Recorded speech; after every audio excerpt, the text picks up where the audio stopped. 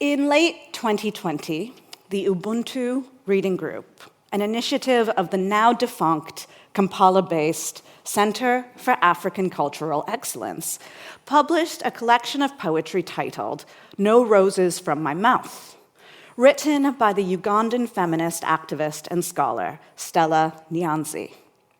The poems in No Roses from My Mouth were composed from 2018 over a period of 18 months while Nyanzi was incarcerated in Kampala's Luzira prison on charges of cyber harassment and offensive communication. Though Nyanzi was by this time well known for her work as a feminist activist, amongst other things, she started the Pads for Girls 2007 movement to get sanitary products into secondary schools in Uganda. She started the Ugandan Women's Protest Working Group, and she organized the March 2018 Women's March against femicide in that country. The charges raised against her under the auspices of Uganda's Computer Misuse Act came not from her work as an activist or organizer, but rather for a poem that she wrote addressed to Ugandan President Yoweri Museveni, which she posted on her Facebook account. Written and published the day after Museveni's 74th birthday, in the poem Nyanzi writes, "Yoweri, they say it was your birthday yesterday. How nauseatingly disgusting a day. I wish the acidic pus, flooding Esteri, that's his mother, cursed vaginal canal had burnt up your unborn fetus, burnt you up as badly as you have corroded all morality and professionalism out of our public institutions in Uganda." The poem's quite a bit longer than this, but this is my favorite bit. Anyway, Nyanzi's case is one clear example of the ways in which political activism, literary creation, and knowledge production intersect, often with powerful and unanticipated results. As a self-styled organic intellectual, in Gramscian terms, Nyanzi's use of poetry as a medium for activist resistance is a natural expression of a larger agenda rooted in practices of engaged and direct action. Economic in its form and broad in its reach, poetry via Facebook for Nyanzi is both a platform for expression and a medium for affective transformation, a mode of writing whose very literariness, its singularity as a form, opens up pathways for radical thought, which can travel unfettered even when its author cannot. And I should say that today, Nyanzi is in exile. She is, I think, in Germany via Kenya. She is no longer able to live in the Uganda where she's done so much work. The editors of Nyanzi's collection echo this sentiment. In their introduction to the collection, they cite Audre Lorde and her declaration that, quote, "Of all the art forms, poetry is the most economical. It is the one which is most secret, which requires the least physical labor, the least material, and the one which can be done between shifts, in the hospital pantry, on the subway, on scraps of surplus paper." At the same time, this economy of form belies poetry's transformative potential as literary writing able to, in Ralph Waldo Emerson's terms, quote, "abolish the past and refuse all history," opening utopian horizons and the possibilities of change.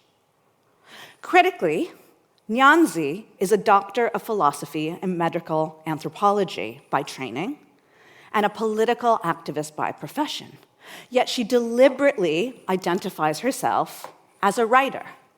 In a 2021 tweet, Nyanzi shares the following poem. And again, I think it's quite interesting, though I can't get into the details of it, that she chooses to use social media as her platform for engagement. She publishes almost all of her work on either Facebook or Twitter and has gained large followings. So as she writes, as you can see, "Although I am in exile, I can still write as my contribution to the fight for freedom and liberation in Uganda. I am a writer. My name was made through writing. I am a freedom fighter. My fight for freedom is liberating.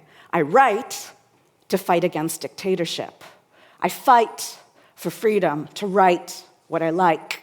When I write, I poke the leopard's anus with my might. When I fight, I use only nonviolent methods to fight. I am a writer in exile. I don't need to be home to write. I am a freedom fighter in exile. I don't need to be home to continue fighting.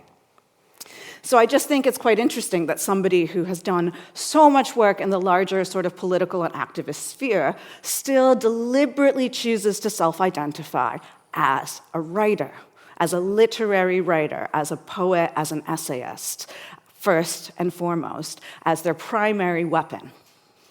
So since the early 20th century, probably before that, the African continent has been a key site in which literary engagement has intertwined with the political and socialist activist movements that have marked its emergence as a zone of ostensibly independent nation-states in the post-colonial era.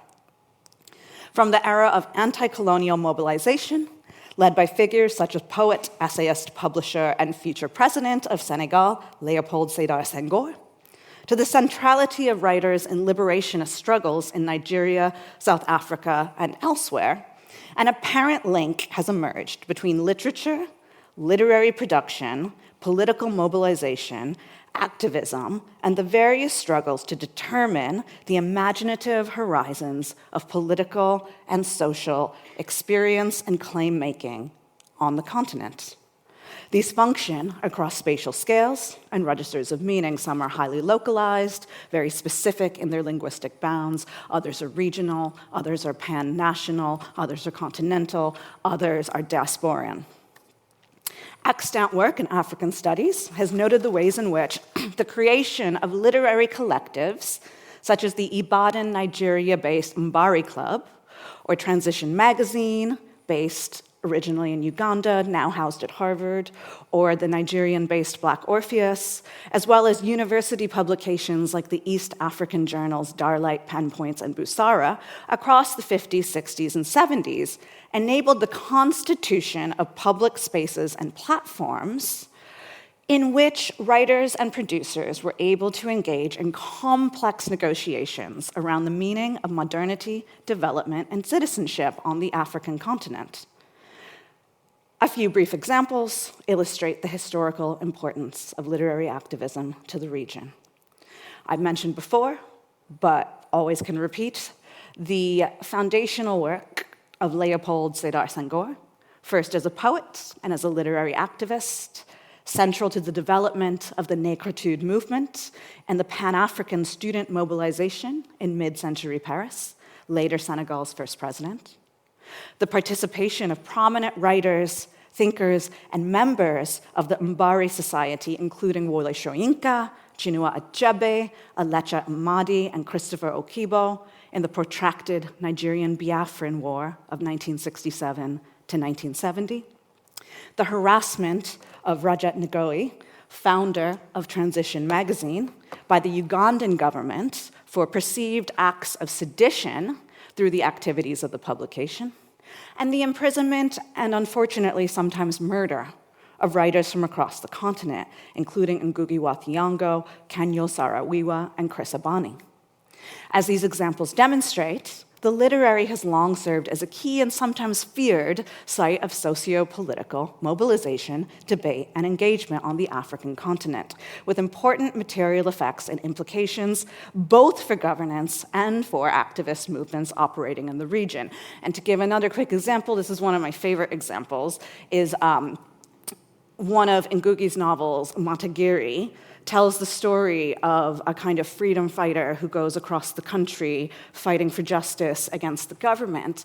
The then government heard tell of this Matagiri and put out a bounty on his head. Well, he's a fictional character. There's no real Matagiri. But they didn't realize this, you know? So the literary is real. Literary activist collectives have played a crucial role in generating claims towards a situated mode of Afro-modernity inflected by the study against coloniality, which underwrote and continues to underwrite the struggle for political and true independence and produced Pan-African networks of literary and cultural activism forged through textual, imaginative, social, and physical modes of space-making. These institutions, undergirded by their manipulation and reconfiguration of concepts of citizenship, civic engagement, and solidarity, thus form crucial outlets for forging a more expansive terrain of the political and enabling the opening of spaces in which the socio-political sediment could be imaginatively transmitted, often through highly specified codes of aesthetic practice. What's vital here to understand is that literary activism functions as a kind of production that, to paraphrase Hart and Negri in their work Assembly, occurs, quote, ever more socially in networks of cooperation and interaction, while simultaneously resulting not just in commodities, but social relations and ultimately society itself. Literary activism thus functions through the commons of people and publics and the networks of practice that it produces. As such, it offers a crucial redress to models of the state, the market, and civil society as they are normally thought. It thus functions as the medium through which horizontal solidarities might emerge. At the same time, these horizontal solidarities remained entangled with vertical structures of power in many ways, including at the financial, operational, and infrastructural levels. I will return to this at the end of this talk. Equally, literary activism allows us to consider what we mean when we talk about the literary. What is the literary in a broad sense? If in a European or North American context, debates around literature and aesthetics have repeatedly returned to post-Enlightenment notions of art as disinterested, what is commonly thought of as art for art's sake, in the African context and a global South context more broadly, something rather different has obtained. Here, that is, the work of writers and cultural producers and their concerted interest and engagement with society through aesthetic forms demonstrates the ways in which art and culture, more generally, have always served as significant and constituent elements of social production and reproduction. A reflection of Raymond Williams' mid-century observation that all parts of the social unit interact, engage, and impact upon one another. So, as mentioned, scholarship on African literatures has always shown a deep preoccupation with the notion of the writer as engaged intellectual, with a significant role to play in the raising of national consciousness, constitution of the ostensibly post-colonial nation-state through anti-colonial struggle. For at least a century, the African continent has been a key site in which this has happened. And here I just wanted to show some of the covers of one of the most important and foundational literary magazines of the African continent transition. So this is one of their early covers from their original run, which was based in Uganda. These days, they're based in Harvard at the Hutchins Center under the leadership of Henry Louis Gates Jr. You can see there's a rather different aesthetic going on. They're a bit more of an academic, journal-y sort of thing now, but still. There's little consensus, however, on what the term literary activism means. How do we define the activism in literary activism? How do we define the literary in literary activism? For some, literary activism is a question of aesthetics. It's a formal issue, a championing of the Platonic notion of the literary and the artistic. Amit Chowdhury, for instance, and perhaps most famously, develops an oppositional relation between what he terms market activism and literary activism, where the former is described as, quote, a species of activity that added a fresh and what soon became an indispensable dimension to the publishing of novels, and indeed how the novel would be thought of, and, quote, intimately connected to the discovery of new literatures. So that's market activism. The latter is more desultory. Very helpful definition. Under this view, market activism might be seen as concerned with questions of diversity, questions of access, questions of literature development, representation, and the development of new publics for new literatures. Literary activism, by contrast, concerns itself more with the inchoate and contested question of value and literary value. Yet for other critics, working definitions would conceptualize literary activism as a mode of social production through the opening of spaces and platforms and constitution of networks and publics are paramount. Particularly the opening of platforms and publics which are rendered less visible on the global literary market, those which are based and centered on the African continent. So here we can think about the opening of spaces to make visible what Moradewon Adamanjobi calls citational publics, which exist and thrive and are crucial to the rendering of what we consider the literary and literary production, but which we may not actually see outside of those specific localities, outside of those emplaced locations.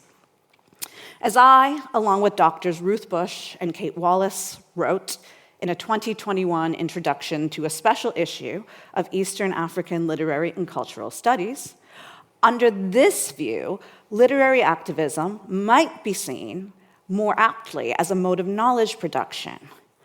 As we wrote, literary activism is, quote, an expression of agency that unfurls through a desire for a something else, which is not essentialist in its aims and which leverages its own forms of momentum, end quote.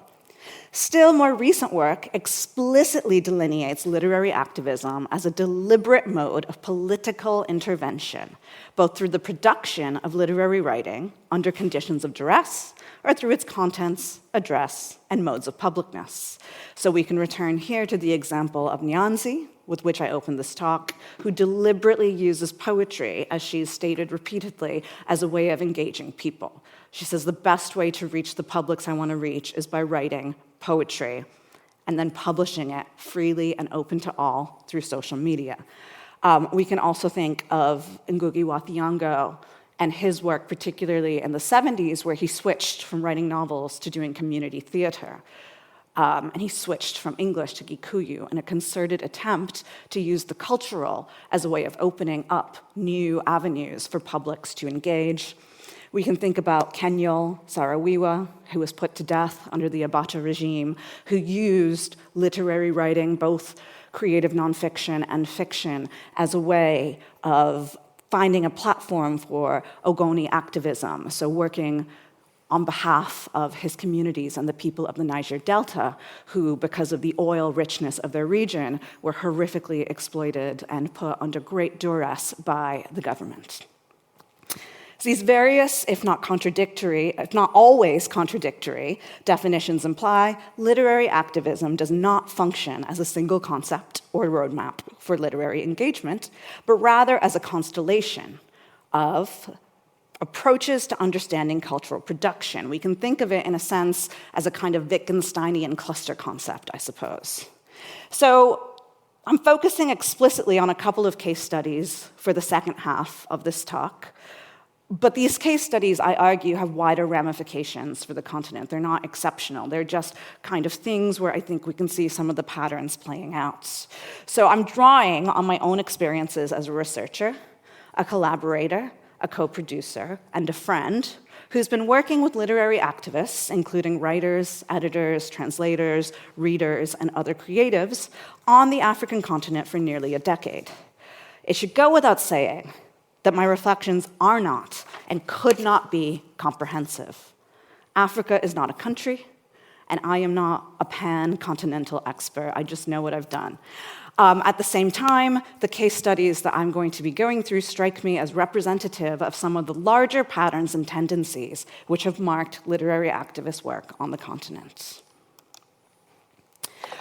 Well before the term appeared in commonplace usage, the centrality of literary activism to the work of cultural production was made evident on the African continent.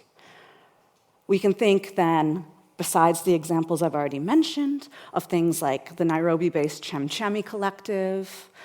We can think about things such as the 1962 Conference of African Writers of English Expression, more commonly known as the Makerere Conference, where Ngugi quite famously had his first meeting with Achebe, leading to the publication of his first novel.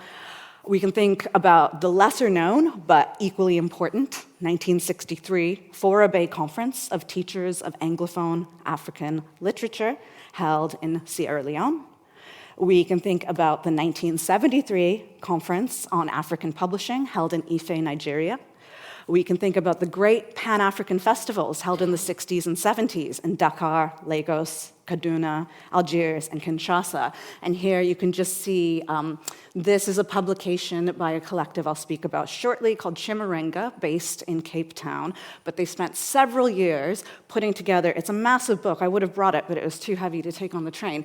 That's a catalog of the 1977 Second World Black and African Festival of Arts and Cultures that was held in Nigeria. And it's a really fascinating document because they put together archival material with newly commissioned writing, with historical writing, and it's in about 8 different languages, so nobody can read the whole thing, nothing's translated, it's fantastic. Difficult to get your hands on, but if you do, you should, it is very heavy. But we can also think about the role of school literary societies, which we know were now crucial to the fomenting of literary cultures. We can think about periodical cultures, we can think about newspapers. All these sorts of things have for a long time been crucial modes of literary production in the African continent. And quite often, I think, in the global north, we really only think about novels, as they famously say, Achebe to Adichie. But those things wouldn't be possible without these other ecologies. There would be no Achebe without school literary societies, which is where he started writing. All these sorts of things foment each other. So both historically and in its present shape, literary activism, I argue, enables a vision of social production which moves away from a polarity between the vertical and the horizontal, that is, between leadership and movements, through its broader engagement in institutional practices. So to give one example, and I've already mentioned them several times, in the 1950s, the Mbari Club, for which the influential literary magazine Black Orpheus was published, was both a physical site for the meeting and collaboration of anti-colonial and radical writers, but also a symbolic location through which a series of aesthetic principles were developed and transmitted to wider publics. Crucially and critically, Black Orpheus did not limit itself simply to Nigerian writing. It published writing from the continent and its diasporas, and it was one of the first outfits in which Francophone African writing was translated into English. And I'll get back to the question of translation shortly.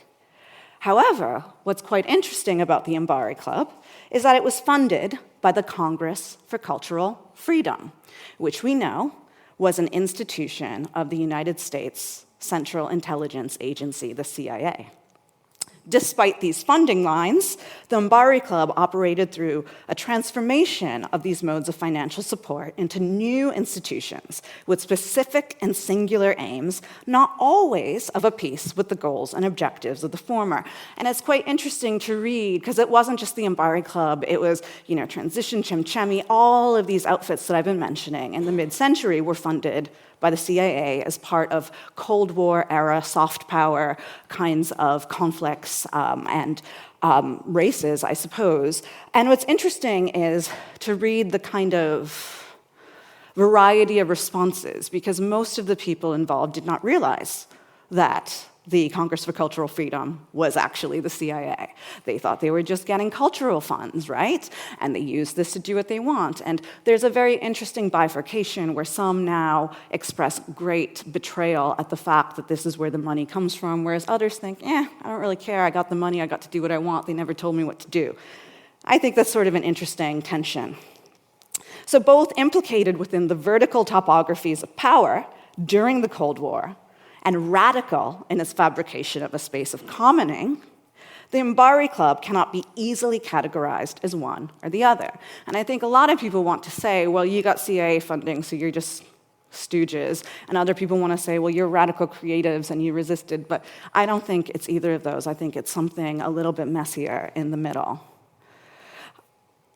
What I'm trying to say is we cannot relegate outfits like the Mbari Club into a neat binary in the realm of the air conditioner or the realm of the veranda, to use Emmanuel Terry's formulation. So he talks about the two publics of the African continent, one being the realm of the air conditioner. This is official spaces like universities and institutions. The other being the veranda, where you just sit in the evening and you talk.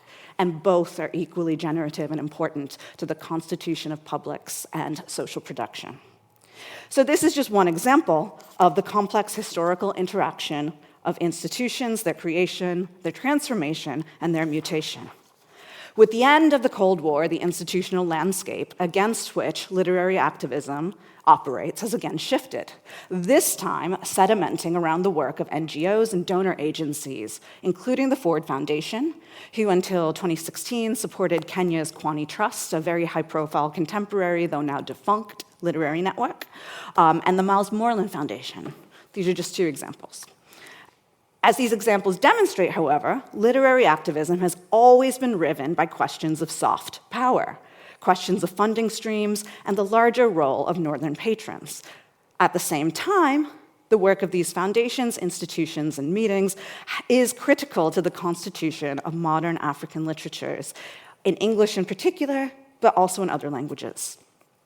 What this shows us is the role played by the literary as a site through which to constitute, negotiate, and contest the social.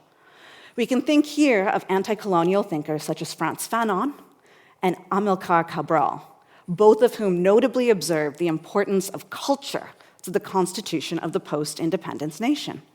Far from acting as supplementary to real social production, literature functions and functioned, as does culture more broadly, as a key avenue through which ideas about politics, society, morality, and liberation could be elaborated and debated. At the same time, this was not saying that literature was instrumental, it was aesthetic. It was a deliberately aesthetic task. Early debates around African literature thus think about what the literary does as a register through which to create publics, what kinds of language should be used, what sorts of forms and aesthetics should be used, should literature be realist, should it be magical realist, should it be super realist, all of these sorts of things. Aesthetics were at the center of all of these sorts of questions. It's not just a case of literature as a way of talking to people. So I think there remain then broader questions to think about what literature can do and how it does it, which also need to be put in tandem with broader questions around extractivism in the way in which the work of Africa-based collectives are often appropriated and I would argue sometimes misused by institutions of the global north if we just think about these sorts of things. So I'm going to move now to finish to a couple of contemporary examples from my own work. In April of 2017, I organized a workshop in Cape Town, South Africa, titled Personal Histories, Personal Archives, Alternative Print Cultures. This was part of a research network funded by the Arts and Humanity Research Council, titled Small Magazines, Literary Networks, and Self-Fashioning in Africa and Its Diasporas, which I co-led, co-directed for 2 years with my colleague, Dr. Christopher Oma. At the time, he was at the University of Cape Town. He is now at Duke University. The workshop was held in this beautiful space that you can see here, which is the now defunct Long Street premises of Chimureng, a self-described project-based mutable object publication Pan-African platform for editorial and curatorial work. Chimureng is best known for their eponymous magazine, which published 16 issues between 2002 and 2011. They have expanded since to a broadsheet newspaper.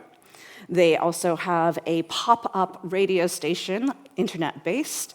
They have live events, they have parties, they have a new space. I think it's in the Woodstock neighborhood of Cape Town, but I'm not 100% sure. It's called the Chimureng Factory. They do large-scale research projects, such as the Festac Reader that I showed, and they also run a publication called the African Cities Reader, which seeks to reimagine cities from an African perspective. So they do a lot. As part of our opening conversation with collaborators Billy Kahora, Bogani Kona, and Stacey Hardy, we asked, how has Chimureng sought out and forged readerships and publics? In response to our question, Stacey Hardy argued that the idea of a, quote, target market was dangerous and arrogant, offering a powerful repudiation to dominant models within the global publishing industry and book trade. Chimureng, Hardy explained, worked from a premise articulated by its founder, Ntoni Ajabe, that, quote, you don't have to find readers, readers will find you. Chimurenga's ethos, she continued, was one based on recognition, what she terms the recognition of being part of something, of encountering Chimurenga and clocking into belonging. For Hardy, readers weren't readers. They were Chimurenga people who would find the publication and, on finding it, find something of themselves within it, be it through engagement with the magazine, attendance at live events or parties, or participation in the collective's online presence. For Hardy, this was a personal story, intricately linked with her own entry into the Chimurenda collective, which was sparked by a chance encounter with the journal, the first issue of which you can see here, at Clark's Bookshop in Cape Town, early in her tenure as a new and unhappy Cape Town resident.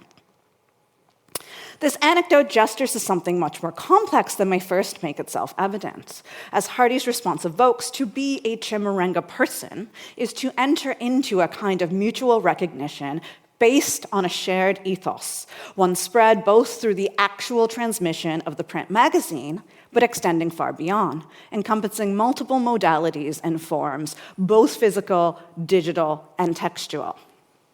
And yet, while Chimurenga's editorial agenda is driven by what the editors want to read, and a firm belief that people are, quote, interested in brilliant, wild thinking, as part of the same conversation in 2017, Hardy talked about Chimurenga's shift from its flagship journal to its current incarnation, The Chronic, a quarterly broadsheet in 2013, built both out of a network of friendship, but driven primarily by a need to reach more people. So the idea was, well, the form of the literary journal doesn't really reach people, but a broadsheet reaches people a lot more, because, you can kind of throw it into shops, you can kind of leave it on a bus bench, you can take apart all the different sections, these sorts of things.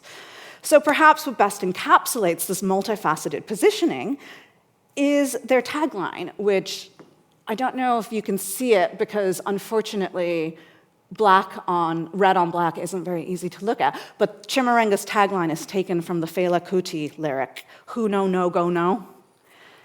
So my own work with literary activists began as a serendipitous series of meetings in 2016, when I was invited to the now-defunct Kampala-based Writivism Festival. I was invited in order to co-convene the first Arts Managers and Literary Entrepreneurs workshop, which the next year changed its name to Arts Managers and Literary Activists. And we can think a bit about this shift from entrepreneurship to activism. There's a lot to say. Over the course of 4 intense days, I worked with Dr. Kate Wallace and Professor Ruth Bush with the necessary aid of Professor Grace Musilla, who was instrumental in developing the workshop, but unfortunately was unable to get a visa to attend. Tale as old as time. We worked with 30-odd aspiring literary activists from around 16 African countries. During this time, our sessions focused on a range of questions around how to develop literary infrastructure, such as magazines, networks, translation platforms, book distribution initiatives, as well as more theoretical questions around what it means to be a literary activist. On the back of this particular workshop, I entered into a number of long-standing collaborations, with literary producers based on the African continent. So I'm going to now, for the end of the talk, shift to focus on one of the ones that has become the most central to my work. And this is a collaboration with the Cameroon-based network, Bakwa. Following my initial meeting at the 2016 Writivism Festival with Zakashu Makvibin, founding editor of Bakwa, a literary network based primarily in Yaoundé, Cameroon, but really spanning all over the place, I entered into what has been a very happy, many years-long collaboration. Our most notable work to date has been the Bakwa Bristol Literary Translation Project, which was initiated in 2018 under funding from the Arts and Humanities Research Council. Cameroon has a unique history in terms of its colonial and post-colonial past, and this informs the ways in which Bakwa shapes its literary aesthetic. In its initial offering, Bakwa was founded in 2011 as a digital magazine. Zakashu Makvibin, its founder, notes that he initially got the spark to start Bakwa to, quote, fill a lacuna and respond to the absence of spaces in Cameroon where writers, particularly Anglophone writers and critics, could publish both creative and critical work. Since its original conception as a digital literary magazine, Bakwa has grown into a multimedia collective, working variously in the publication or production of podcasts, as a publishing house, as a pop-up library, producing live literary events, and more. At the time of its founding, McVieben, himself a writer, had little experience with editorial work nor digital publishing. With the institution of Bakwa Books in 2020, the collective's publishing house, Bakwa's work has increasingly turned to the question of language and its specific ramifications in the Cameroonian context. Language use, and indeed the language of literary production, have particular valences in the country for reasons which link directly to its complex history of colonial rule.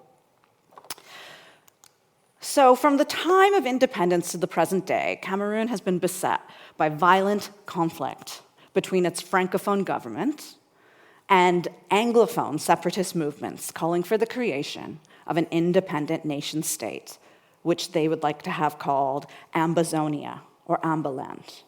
And you can see it's very difficult. I know the colors here aren't the best, but you can see all the kind of bluish bits, so that's 8 of Cameroon's 10 regions, are Francophone. These 2 kind of pinkish ones are Anglophone. And then this bit here is technically Nigeria, but was once part of Anglophone Cameroon. So once the German colony of Cameroon, after the end of World War I, the country became a UN trust territory, administered under both British and French mandates. So the majority bit was under a French mandate, the kind of pinky bit was under a British mandate. So you can kind of imagine what this means, right? The bit administered by France, though a trusteeship, a trust territory, was administered under similar lines to Afrique occidentale française or Afrique équatoriale française. The pinky bit, the Anglophone bit that was administered by the British, was administered along the same lines as in Nigeria. So essentially it's the same thing as Nigeria. So what happened then is that you had a bifurcated system in which in one country there were 2 vastly different ways of organizing politics, education, economics, so on and so forth. So really, really differential lines. Critically, these were not symmetrical lines. They were asymmetrical in terms of resource and wealth distribution. The Anglophone areas, that is to say, were relatively neglected in terms of the distribution of national resource compared to the Francophone areas. This was exacerbated by the continual rule of Francophone governments since the independence of La République du Cameroun in 1960. A fun fact about Cameroon is they're only on their 2nd president ever. There's only been 2. And they're both Francophone. In 1961, the country held a plebiscite determining the fate of the British Cameroons. There was a great deal of colonial interference, as you might imagine, and this resulted in the unification of the northern Cameroons with Nigeria, so the bit that I was sort of jumping to try to point out, and the southern Cameroons were unified with the French Republic of Cameroons. This, in turn, sparked conflict between federalists, separatists, and unionists, which has continued ever since. So Cameroon now has 2 official languages, English and French. Alongside over 250 African languages, including Fang, Iwondo, and Bamoun, French is the main language in 8 of Cameroon's 10 regions. A 2005 census notes that 57.6% of the population speaks French versus 25.2% of the population who describe themselves as English-speaking. Despite the institution of the National Commission for the Promotion of Bilingualism and Multiculturalism in 2017, moreover, very few Cameroonians define themselves as bilingual in the sense of fluency in both English and French. Of course, most people are bilingual in the sense of a European language and multiple native languages. More importantly, Anglophone and Francophone are less linguistic identities than they are political identities. So you'll meet somebody, and I have many friends and collaborators I've worked with who've lived their whole life in, say, French-speaking Yaoundé and are more fluent in French than English, but they'll say, I'm not Francophone, I'm Anglophone, because their family's from, the Northwest or something. It's a political identity more so than anything else. This can be kind of captured in a popular saying, which is Cameroon is bilingual, but not Cameroonians. a consequence of the country's policy of official bilingualism, which was explained by former president, their first president, Ahidjo, as, quote, by bilingualism, we mean the practical usage of our two official languages, English and French, throughout the national territory. So this context is important for understanding Bakwa's current work, and especially the importance of translation and language to their mission. As a deliberately Cameroon-centered project, Bakwa over recent years has sought to engage in the production of wider networks and infrastructures, not only around writing, but around literary translation and editing as a means of effecting change at the level of the social. This returns us to my work with them.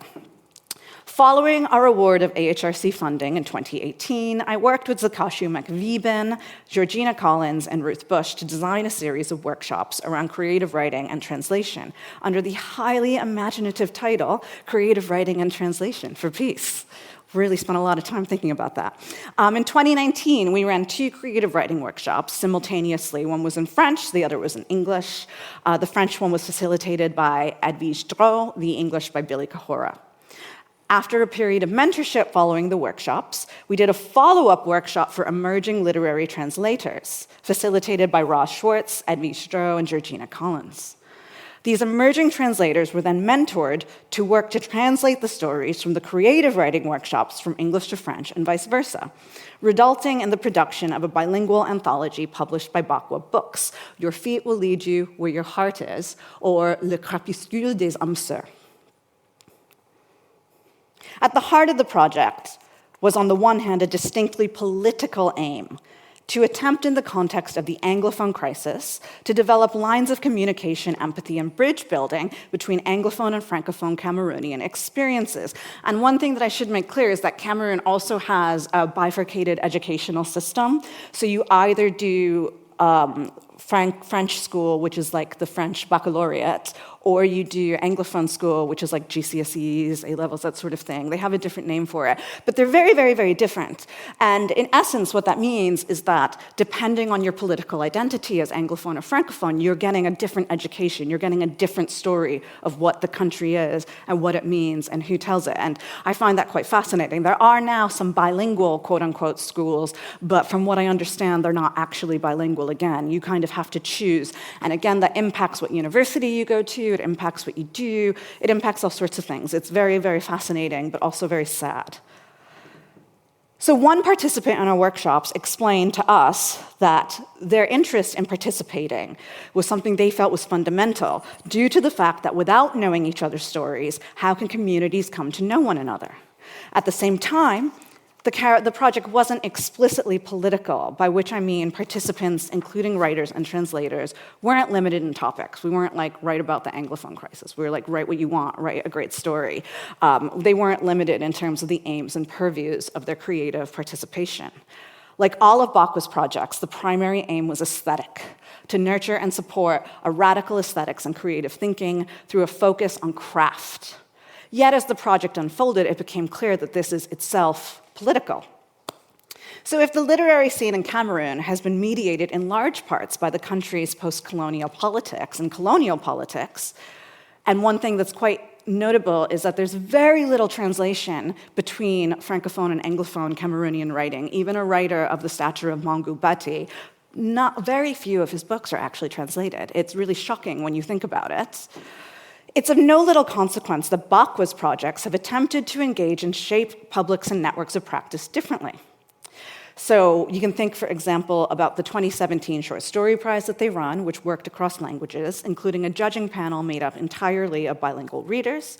Or we can think about things like the Bakwa Reading Series, of which you can see some pictures of one of the edition here, which operates not through official bilingualism, but through an ethos that everyone in the room is part of a community, and everyone can choose what language they prefer to speak in. If you want to speak English, you speak English. If you want to speak French, you speak French. There's no official translation or interpretation.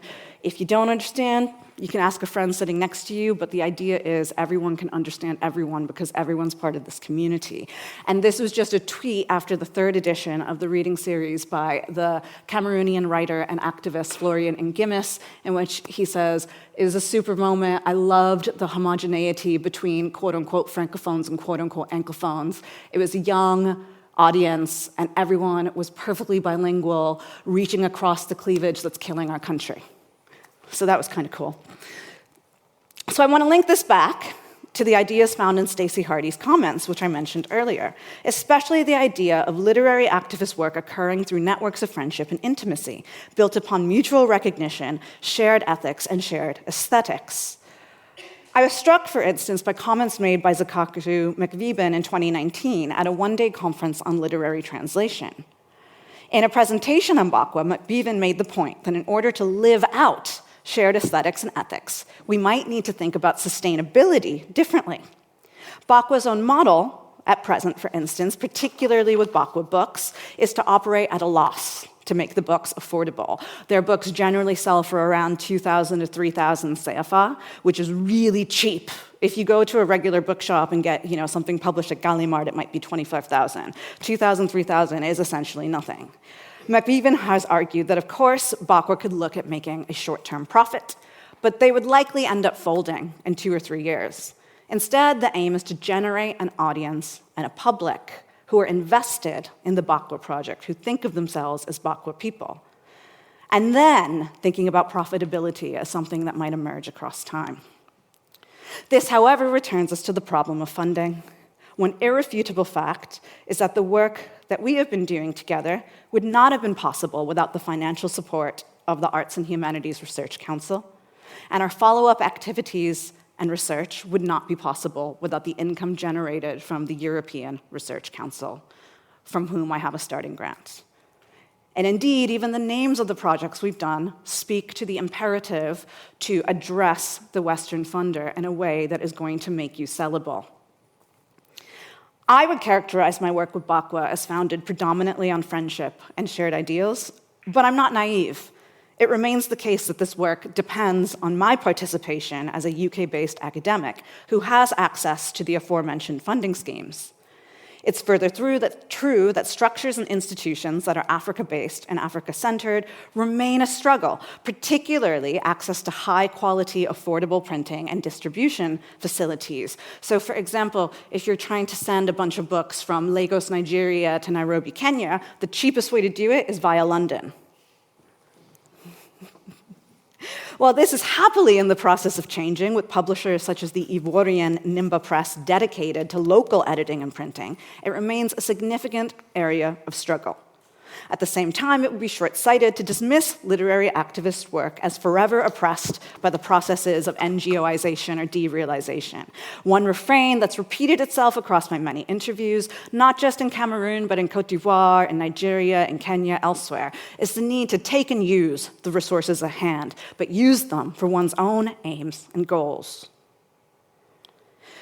So just to kind of wrap up, you can think about some examples of what people are doing to do this. So the Ivorian literary activist Edwige Dro, for instance, runs Bibliothèque 1949. It is a library dedicated to Black women's writing from around the world in the popular quarter of Yopougon and Abidjan.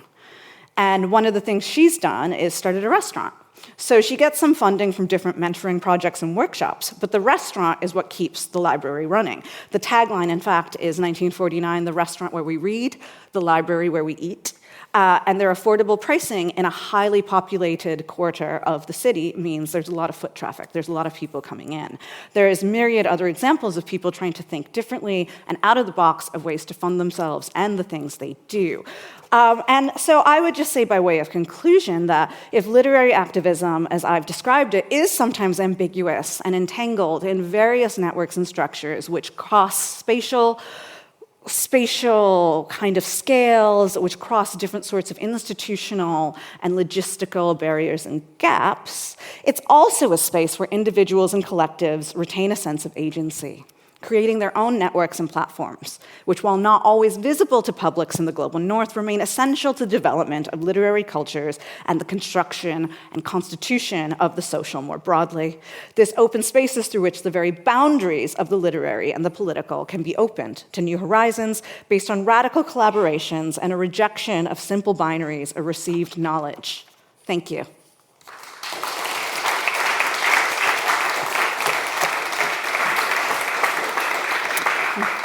Professor Krishnan, thank you. That was a really rich, really interesting talk. I thought what was particularly interesting, this idea of how literary activism works on so many different levels. I mean, we're very used to it in that quite literal level of literary activism, or that must mean more diversity in publishing or reaching new demographics. And this idea that Africa, being a very pluralistic space historically and contemporarily, actually implants this new idea of literary activism as a struggle for social space, a struggle for political space, cultural space. I thought that was all really interesting ideas.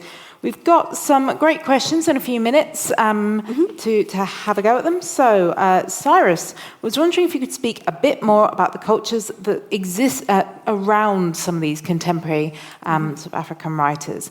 For example, are they actually widely read at home, or within or is it more localized within their own communities?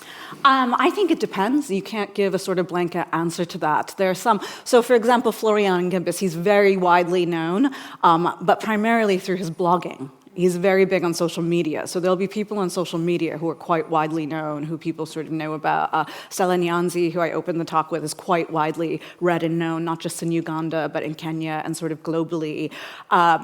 That being said, there's not a huge amount of readership across linguistic communities, because there's not a huge amount of translation that goes on.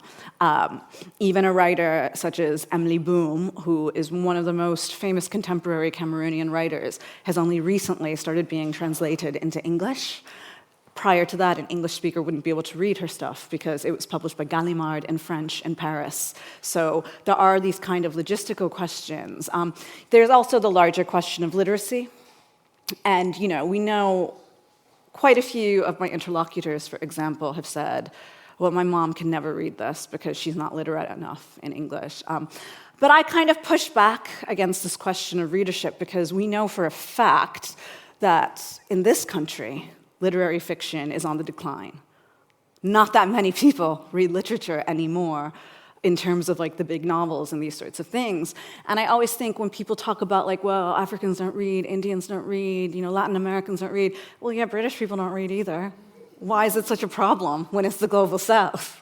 And so I think we need to think about that, because we know from looking at BIC indexes, we know from looking at Nielsen Bookscan, we know readerships are on the decline everywhere. So I think we need to think about, why do we moralize in certain geographies as opposed to others? Absolutely. And one of the points you made earlier as well was that we've got to have a bit more of a broader imagination with these different forms of literary production, especially online and in the sort of social media spaces.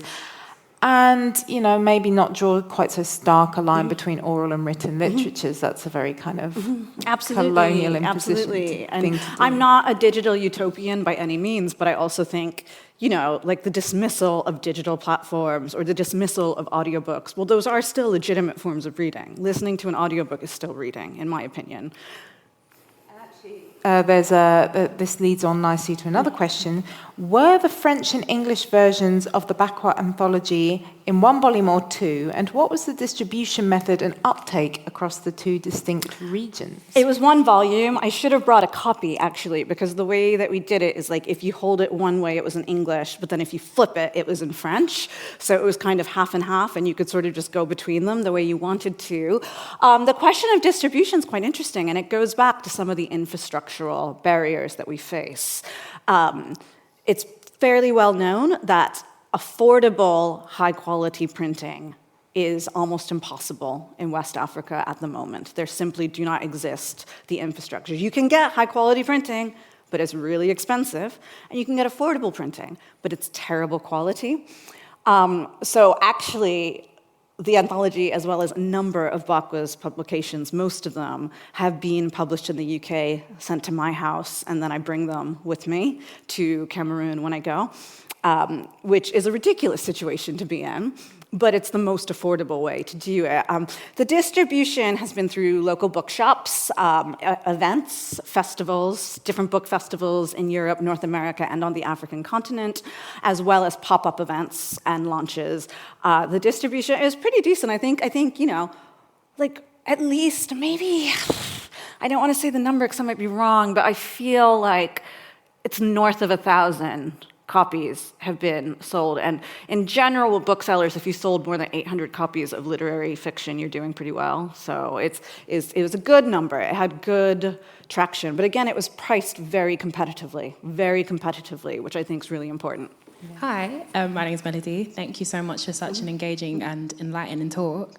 I had a question, and I think it was from one of the lines of the poem that you shared. I think I wrote it down. It was, I think she said, sorry, one moment. I don't need to be home to continue fighting. I think someone said of the Argentine writer Julio Cortázar, he was displaced, and so therefore the writing he would write about Argentina was coming from this place of, it's a mythical, nostalgic space as opposed to where he lives. I'm really curious, do you feel like displacement affects, like, not the validity, but just the nature of literary activism when the writer has been displaced either by force or sometimes by choice? I think, of course, displacement is going to change one's perception. Positionality is central, right? I mean, everything's sort of mediated by your own position, both sort of metaphysically, epistemologically, but also physically. But I think in the case of Nyanzi, having looked at kind of her work for a while, it's not actually all that different. I don't think that there's been a huge difference. I think, if anything, she's able to be more politically engaged from the safety of Germany than when she was constantly a threat of being imprisoned, which she was, and numerous times for a very long time. And I personally wouldn't like to be in a Ugandan prison. It's not something I want to do. But I think, of course, it does impact things. And I think it goes one of two ways. And I think one of it is, as you say, this sort of nostalgic, romantic sort of vision of an imagined homeland, to use Salman Rushdie's term, that doesn't exist and never did. But I think the other can be the capacity to be more engaged due to the fact that you're no longer in physical threat, your children aren't in threat, your partner is not in threat, you're not worried about someone coming and assassinating you, so you can engage more deeply. And I think that, again, I don't want to suggest that that's a binary polarity. I think it's probably a sort of messy confluence of the two. What are the potential backlashes that activists face? You mentioned one at the beginning of the talk. Have you come across many others? I mean, is this an inherently dangerous thing to be doing? I mean, I wouldn't say it's inherently dangerous, but I know more than one person who's been threatened, or who's had a stint in prison, or who's been afraid, or who has left. I think that it's not a case. We always joke, me and many of my collaborators, that in a sense, being a literary activist is the safest form of activism, because we all know that the governments aren't reading literature. But there is a real and present danger. There are people who get imprisoned, and there are people who have to go into exile. So, I think to an extent there is a backlash, but I think to an extent that's also where the sort of medium of the aesthetic and the literary come into play, because it is a way that you can interact and reach a lot of people through kind of literary cultures, but also sort of fly under the radar. Yeah, brilliant. Okay, please join me in giving a huge round of appreciation to our speaker, Professor Krishnan.